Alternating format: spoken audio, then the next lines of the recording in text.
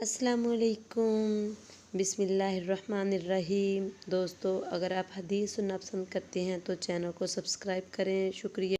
حضرت ابو ہریرہ رضی اللہ تعالیٰ عنہ سے روایت ہے کہ ہم نبی کریم صلی اللہ علیہ وآلہ وسلم کے ساتھ تھے، اتنے میں ایک دھماکے کی آواز آئی۔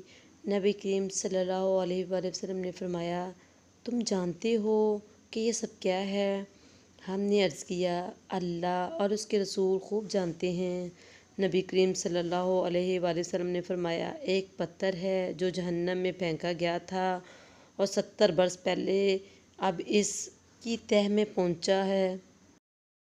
دو شخصوں کو دیکھ کر اللہ تعالیٰ مسکراتا ہے۔ نبی کریم صلی اللہ علیہ وآلہ وسلم نے فرمایا، ایک وہ ہے جو سرد رات میں اپنے بستر اور لحاف سے اٹھ کر وضو کرتا ہے اور نماز پڑھتا ہے تو اللہ تعالیٰ فرشتوں سے پوچھتا ہے، میرے بندے کو یہ تکلیف برداشت کرنے پر کس چیز نے ابھارا ہے؟